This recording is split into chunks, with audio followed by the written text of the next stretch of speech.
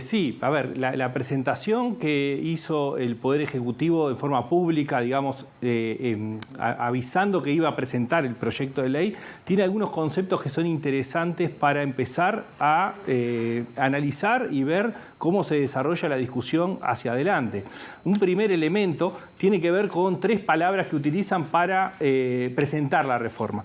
Se presenta como una reforma justa, solidaria y sostenible, ¿no? Son 3 conceptos fuertes, que es algo que viene utilizando también en la comunicación el Poder Ejecutivo. Es decir, para poner un ejemplo, en la Ley de Urgente Consideración se hablaba de una ley popular, ¿no? Es decir, se utilizan algunos conceptos para arraigar conceptualmente y poner el punto de partida a partir de algunas conceptualizaciones que empieza la discusión. Pero también hay 2 o 3 elementos más que aparecen que son importantes para el comienzo de esta discusión.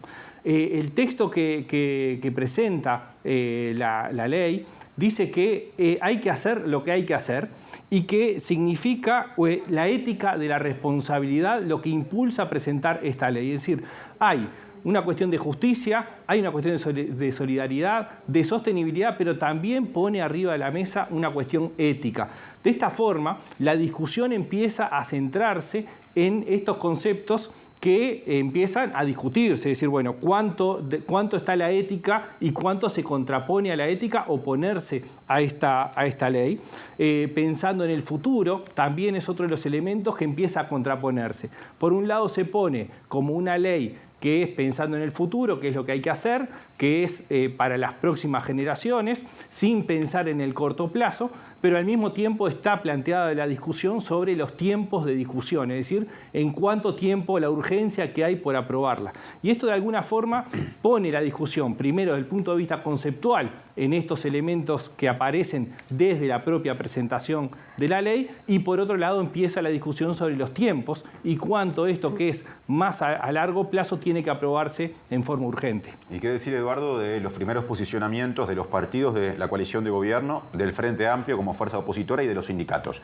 Bueno, ahí tenemos claramente posicionados al Partido Nacional y al Partido Colorado monolíticamente apoyando la reforma, no sin haber incorporado cambios que hizo del anteproyecto al proyecto a partir de los aportes de los socios de la coalición, pero el Partido Colorado inicialmente plantea un apoyo explícito al proyecto sin grandes modificaciones y de hecho quien sí aparece planteando la posibilidad de que es un proyecto mejorable es Cabildo Abierto, y la respuesta que hay desde el Partido Nacional y del Partido Colorado tiene algunos elementos de sorpresa o de discusión porque, y esto tiene que ver un poco con cómo se manejan algunos conceptos a partir de acuerdos. Claramente la idea del Partido Nacional y del Partido Colorado es que se alcanzó un acuerdo casi que a tapa cerrada, mientras que Cabildo Abierto considera que hay un acuerdo macro que recoge una serie de elementos, incluso presentados por el propio Cabildo Abierto, pero que todavía está abierto a modificaciones. Y de hecho, si bien el proyecto recoge una serie de cambios propuestos por Cabildo Abierto, hay otros que no fueron considerados. Y además Cabildo propone ese elemento vinculado a la discusión parlamentaria y a recibir, y se ha expresado en distintas oportunidades, la de mejorar el proyecto. Por lo tanto, hay algunos puntos con los que no está completamente de acuerdo. Del otro lado, bueno, el Frente Amplio está oscilando, todavía sin decisión firme, entre un apoyo tibio a una parte o algunos artículos y directamente el rechazo. Y así se está posicionando, es decir, esperando además los tiempos que corran y de decisión interna.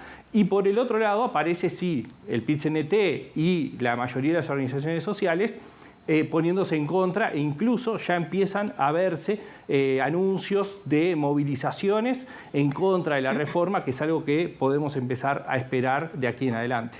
Eduardo, escuchábamos recién a Saldain hablando de esta diferencia entre los nacidos en el 72 y el 73.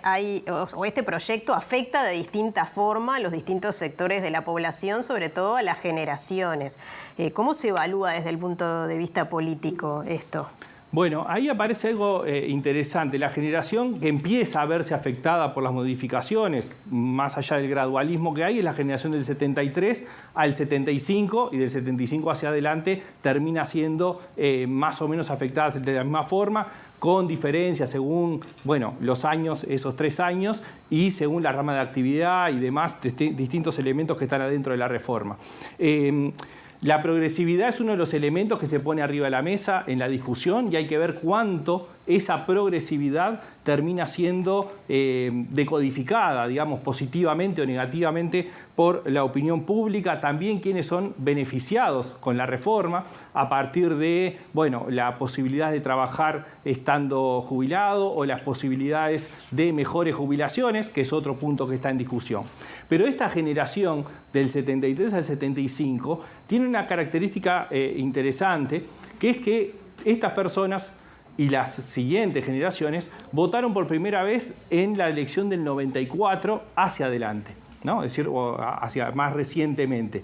La primera elección donde votan es cuando se conforma el tripartidismo, es decir, casi un triple empate entre el Partido Colorado, el Partido Nacional y el Frente Amplio, y de ahí en adelante es que se va dando los procesos de crecimiento del Frente Amplio. Si nosotros miramos la composición etaria o generacional electoral, donde más fuerte aparece el Frente Amplio, es la generación que está siendo afectada directamente por la reforma. Esto no significa en sí mismo un efecto inmediato, pero sí como un elemento a considerar cuánto puede afectar es en esas generaciones que tienen esa proclividad en términos de mayoría, si efectivamente tiene repercusión o no hacia los otros partidos. Ahí planteas una pregunta hablando de la perspectiva y del futuro. ¿Cómo pensás que puede evolucionar la discusión? Bueno, primero tenemos lo que es la discusión parlamentaria. La discusión parlamentaria ya se presenta con un posicionamiento del Frente Amplio en principio contrario. Va a ser relativamente dura esa discusión en términos políticos, pero también aparece otro elemento que va un poco en consonancia con lo que es la discusión parlamentaria, que son los tiempos. El presidente marcó como un objetivo tener para el primer semestre del año que viene la reforma aprobada por las 2 cámaras. Eso supone que hay un trámite rápido, o se espera un trámite rápido en el Senado durante el Mundial, pongamos, digamos, antes de fin de año, para que quede aprobado en el Senado y que tenga una rápida resolución en términos de diputados. Ahí hay una tensión interna en el oficialismo por lo que se plantea en términos de discusión, pero también en cómo va a darse la discusión con la oposición y con las organizaciones sociales. Y en ese sentido hay que ver cómo se van dando esos apoyos y esos rechazos en términos de la discusión pública, y lo que sí aparece esperable es que tengamos un elemento de movilizaciones importantes de las organizaciones sociales. El último punto de discusión que ha estado arriba de la mesa tiene que ver con los costos políticos. Mientras desde la oposición se considera que quien paga los costos políticos es el oficialismo, desde el oficialismo se considera que si el Frente Amplio no apoya la reforma, pagará costos políticos. Creo que ni una cosa ni la otra son tan lineales, es decir, hay elementos para considerar que efectivamente hay costos políticos de los 2 lados, pero lo central acá va a ser cómo va repercutiendo en la población estos elementos que hablábamos al principio, esos conceptos centrales que plantea el gobierno y la progresividad, o cuánto plantea, o cuánto termina decantando en la población las simplificaciones, digamos, en vez de progresividad es el aumento de la edad de la jubilación, y ese tipo de discusiones van a, de alguna forma, ir craneando cómo se va poniendo en discusión los costos políticos o no que se puedan llegar a enfrentar por parte del oficialismo y de la oposición.